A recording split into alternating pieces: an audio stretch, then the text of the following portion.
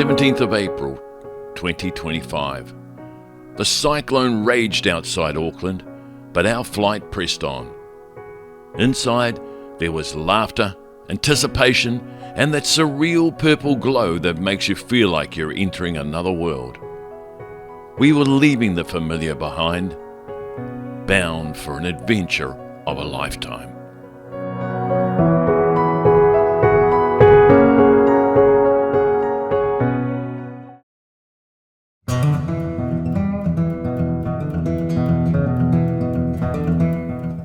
of April 2025. We landed at JFK into a wall of headlights and horns.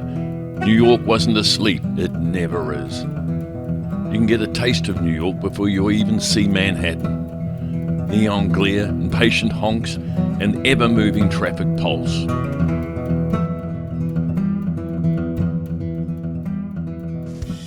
This morning, I was reunited with my best mate from Eltham, Bill Scobie. After 60 years of friendship, nothing had changed, except maybe a few grey hairs. We were so pleased to be reunited that we roped in this stranger for a photo opportunity. Bill and his wife, Lisa, had travelled over 2.5 hours from Maryland just to be with us. That gesture says everything about the kind of friends we are. The streets were bustling with energy, honking taxis, flashing signs, and the buzz of the city fully alive. It was exhilarating. Bill and I could hardly stop grinning. Hippo and are here hosting a tea party, but hey, this is New York. Marie and Paris fit right in like locals. This is where New York stands still, where water falls into the footprints of towers lost. The names engraved in bronze, each one a story, a life, a silence. You don't speak here, you feel. And in the stillness, you remember.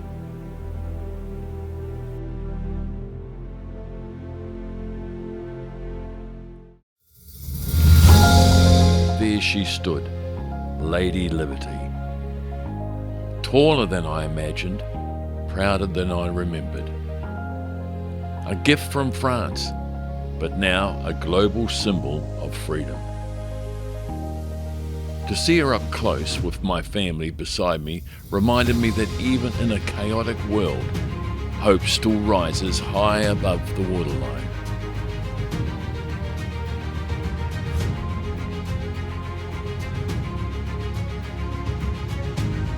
She doesn't just hold a torch, she holds a promise.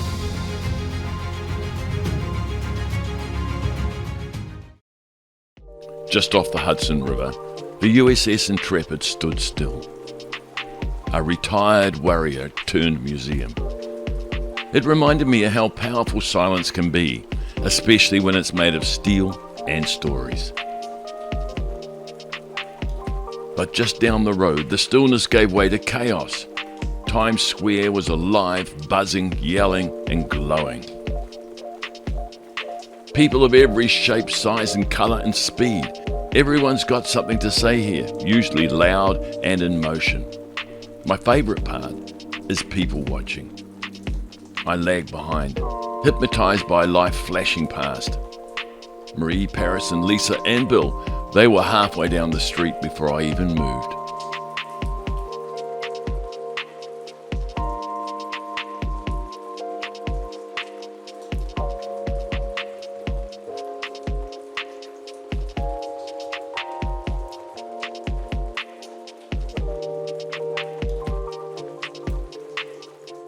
After the energy of the city, we slowed things down. A horse-drawn buggy through Central Park. Part cliche, part magic, and fully unforgettable. The city faded behind us, replaced by trees, paths, and timeless calm. It was one of those moments where time didn't rush us. It just rolled gently forward, hoof by hoof, through the heart of New York.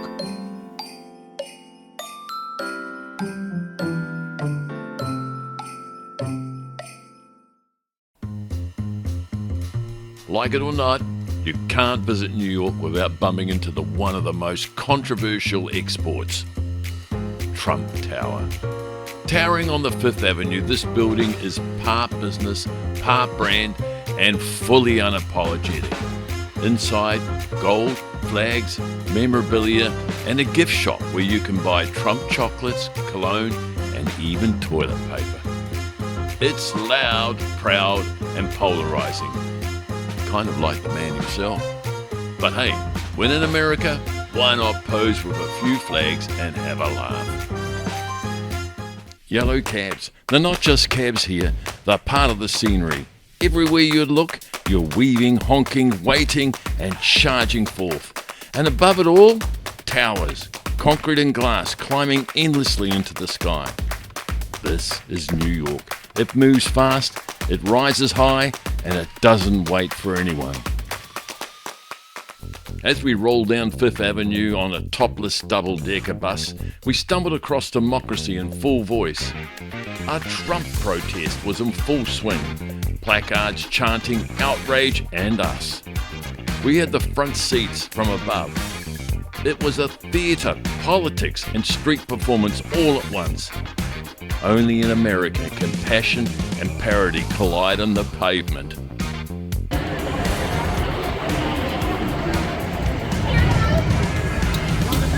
You don't know what you need to know.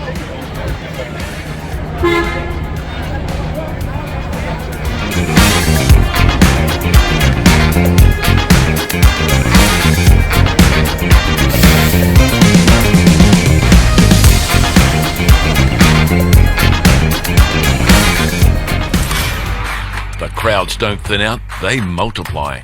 And the fashion, anything goes. Athleisure, culture, cosplay, all on the same footpath.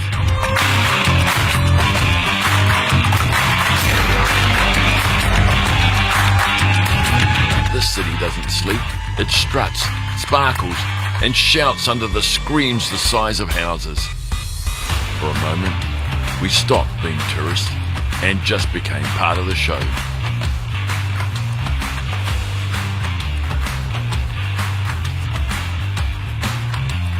Well, as you can see, the New Yorkers really get into this fashion thing, but they're full of fun, and they're out to have fun, and that's what we loved about this place. It's alive, vibrant, and no inhibitions.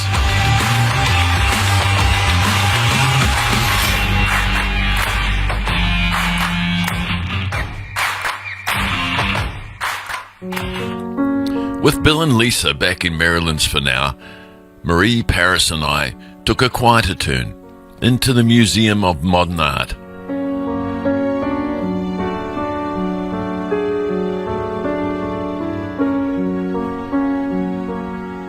Standing before the original Van Gogh Starry Night, I felt both small and infinite. Swirls of paint, yet somehow it holds the sky. The art here didn't just hang, it questioned, dazzled, whispered. Some pieces made you think, others made you feel. And in the middle of that chaos and colour, we found stillness and depth.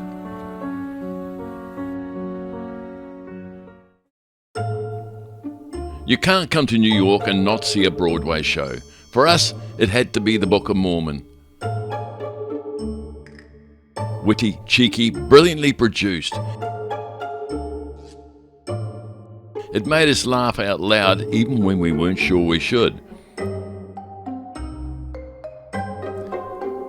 It's not just a show, it's a masterclass on how to offend everybody equally. The theatre, the lights, the buzz outside before the curtain rose, it was pure New York magic.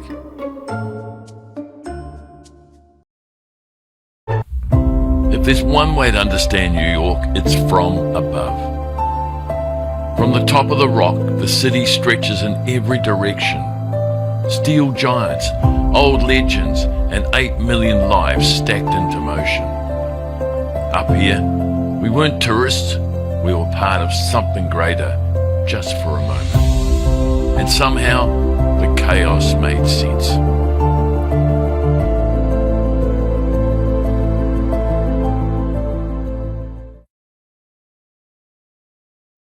We made our way back through Times Square to catch a ride to the Met. But honestly, the real show wasn't on any stage. It was right here on the sidewalks. New York people are electric, loud, bold, and unapologetically alive. In a city of stars, they stole the spotlight. No visit to New York is complete without stepping into the grandeur of the Met. As we wandered through the monumental halls, we found ourselves transported across time. From the majesty of ancient Europe to the chivalry of the European knights. Marie, Paris and I were struck by the scale and detail of the Temple of Dendor, gifted by Egypt and preserved here beside a tranquil indoor pool. In another wing, I was captivated by arms and the armour corps, metal giants from the past frozen mid-charge, glittering under museum lights. But for me, it wasn't just about artifacts that held the magic. It was watching people, each of us drawn to a different moment in history, each of us finding wonder in our own way. The Met is not just about art, it's about connection through time. That evening we enjoyed a great restaurant meal of lobster, scampi and oysters, and a whole lot more. It was beautiful. And here we are walking the one and only Brooklyn Bridge. And that's the Manhattan Bridge photobombing in the background. Not as famous, but just as hardworking. You'd think a bridge this old might be creaky, built in 1883, but no, she's holding it together better than most of us after a long-haul flight. And yes, we walked the whole thing. No Uber shortcuts here. Marie and Paris even managed smiles despite the concrete cut. This bridge isn't just steel and cables, it's a runaway film set, a history book, and apparently a tourist magnet for Aussies and Kiwis. Next stop, Dumbo. And no, not the elephant, just a Brooklyn neighbourhood where the coffee is hip and the rent is astronomical. Adio. Welcome to Dumbo, where the bridges are bold and the bagels are artesian and the rent, well, let's just say it costs more to buy a small yacht. We wandered through the cobbled streets admiring million-dollar tulips and tree pits and flirted dangerously with the idea of buying a $12 hot dog.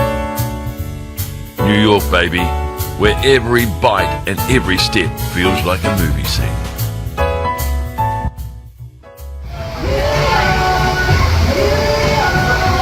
Just when you think you've seen it all, tucked inside a quiet cab, New York goes and whispers elegance through a cascading wall of water.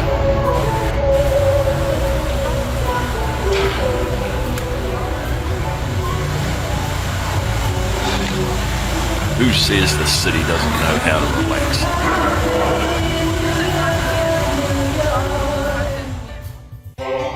In a city built on rhythm and lights, there was one night that stole Paris's heart. A musical drenched in myth and meaning, Hadestown. Set in post-apocalyptic underworld, it's re-imaging of an ancient love story of Orpheus and Eurydice. The music pulsed like city streets outside, and the storytelling was electric. For our daughter Paris, it was more than a show. It was the moment the trip turned to magic. Broadway dreams brought to life.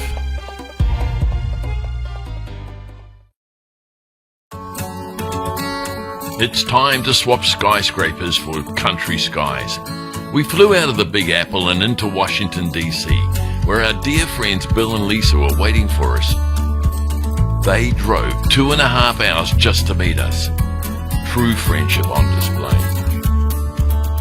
After a restful sleep in Maryland's, our day took a turn I never expected. Paris had one question: what kind of guns do Americans really have in their homes? Before I could finish my coffee, Bill, our generous host, and a former army instructor, had Paris in the backyard firing a pistol, and then, well, to my shock, an M15 assault rifle. Yes, the kind that's banned in New Zealand. And what I couldn't get over, he was firing it in the backyard. Amazing.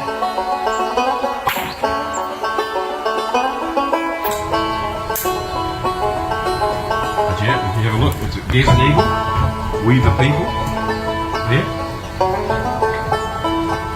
And a Trump special. Oh, I see it here, yeah.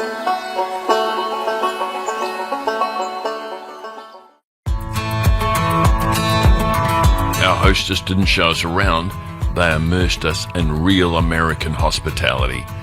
That included the local wildlife, squirrels darting around the garden, grazing nearby, and Bill swearing that raccoons, coyotes, and even black bears occasionally dropped in for a visit. The historical charm of Cumberland wasn't lost on us either. We stumbled upon George Washington's headquarters and the first toll house from 1830s, a vivid reminder of early American life.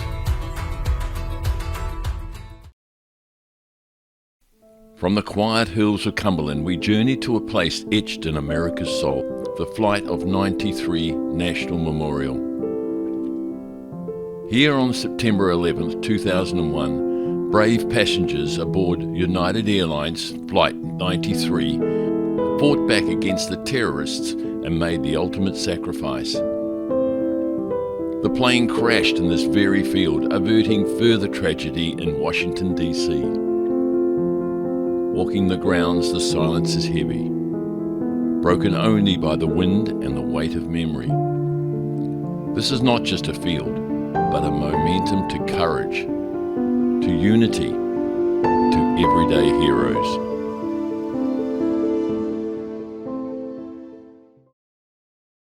Bill and Lisa just didn't open their homes to us, they opened the roadmap. They crossed state lines, back roads and barroom doors and proudly introduced us to real people of Cumberland. These just weren't locals, they were storytellers, bartenders, farmers, friends, and were all welcoming us like family. On Sunday the 27th of April, Bill and Lisa, with their ever generosity, drove us all the way back to Washington. A 5-hour round trip for them. Monday morning we tackled one of Washington's iconic urban features, the Underground Metro. It was fast, efficient, clean, and surprisingly easy to navigate. Travelling by subway gave us a real sense of local life, as the trains rolled through futuristic caverns stations like a Gallery Place, Chinatown, Navy Yard, Ballpark. We were swept up in the rhythm of the capital. The system just wasn't transport, it was part of Washington's experience itself.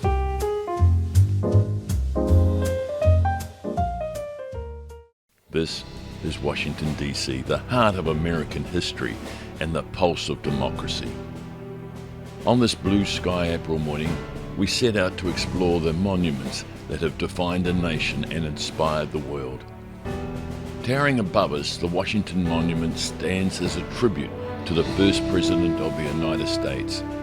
It's more than a stone, it's a symbol of unity, vision, and resilience. We strolled through the World War II Memorial, where each pillar represents a state, a territory, and a sacrifice for those who fought. The long reflecting pool mirrored the history around us, and the respect we felt was palatable. Climbing the steps of the Lincoln Memorial felt like stepping into a sacred place. There he was, Abraham Lincoln, etched in stone, seated with quiet strength, watching over the ideals he gave his life for: unity, equality, and freedom. The words carved above him echoed across time. The memory of Abraham Lincoln is enshrined forever, and it truly is. Right behind us is the US Treasury Building, an imposing structure that's been managing the nation's finances since the days of Alexander Hamilton, America's first Secretary of the Treasury. It's a symbol of power, precision, and policy. We couldn't resist a photo opportunity. The building still operates today, and while we didn't get a peek inside, we felt its significance. The Capitol Building, one of the most iconic landmarks in America. Here, democracy is debated and decisions are made that echo around the world. We took it all in, the grand dome, the endless steps, and the symbolism carved into stone.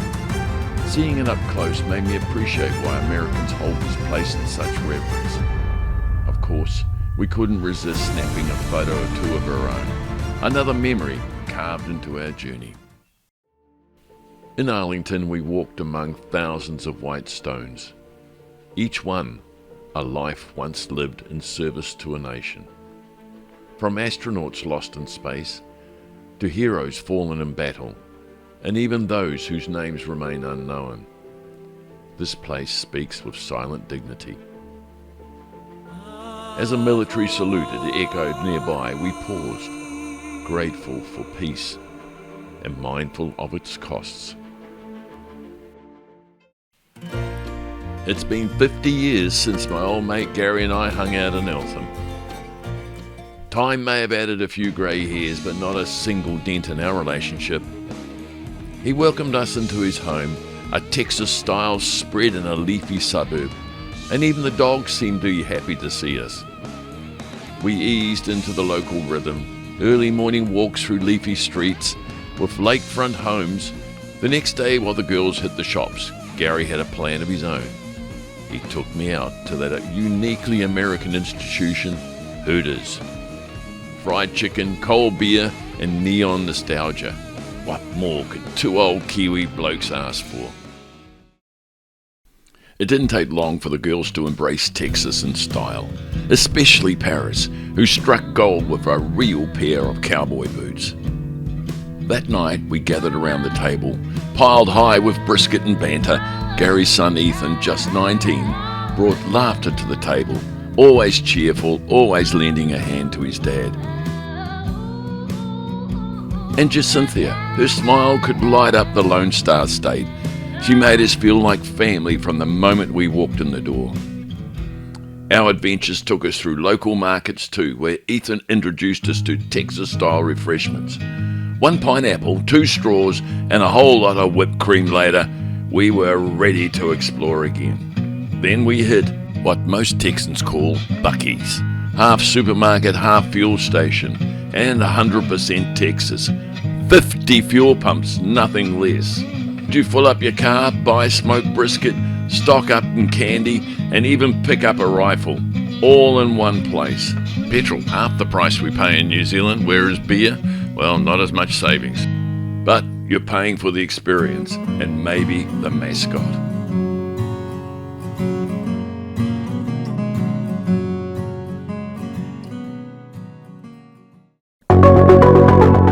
We arrived at one of the most iconic scientific landmarks in the world, NASA's Johnson Space Center. This is where space legends walked, rockets were born, and the dream of reaching beyond the Earth first took flight. Inside, the scale had chewed. From towering mock-ups of the International Space Station to the glint of lunar modules and Mars landers, everything here whispers, we did this. And we're not done yet. We explored mankind's path to the moon and its next big leap, Mars. Houston isn't just a museum, it's a working symbol of possibility.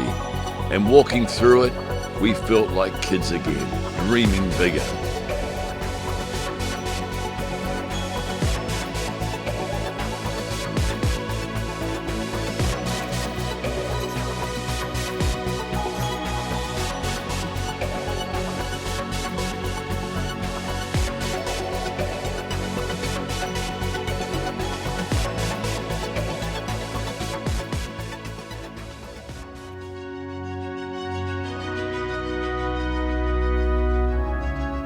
Frozen in time, this room remains exactly as it was in July 20th, 1969. Look closely.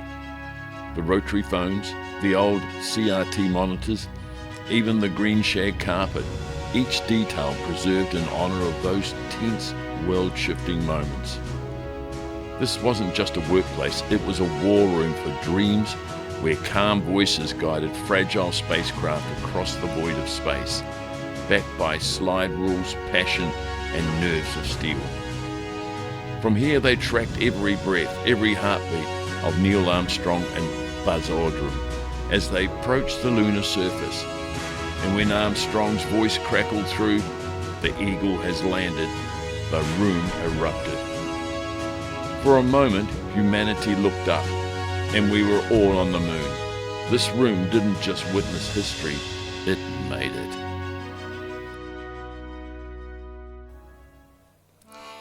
As Gary drove us on up to San Antonio, we stopped on the way at a Mexican-style cafe in Lockhart named Rosetta's.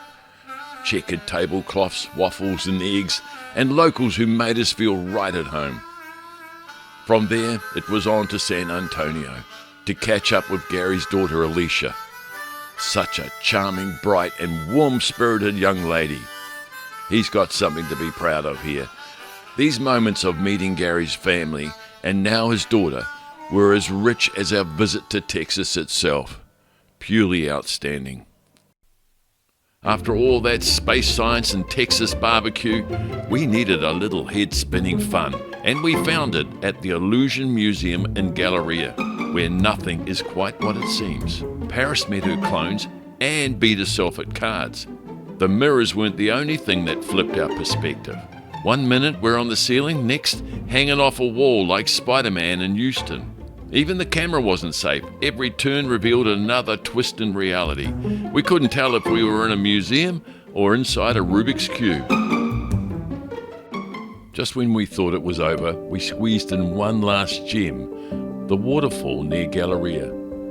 With towering sheets of cascading water and grand Romanesque arches, it was like stepping into a surreal film set. But beyond the thrills, the laughter, and the many marvels, this journey was defined by the extraordinary warmth of old friendships. Bill and Gary, our trip would not have been the same without yours and your family's incredible hospitality. You all welcomed us into your homes with open arms. You showed us your cities, introduced us to your friends, and drove us hundreds of miles to create memories that will last a lifetime. The true magic of this adventure wasn't the sights and the experiences, it was the kindness and the generosity of lifelong friends.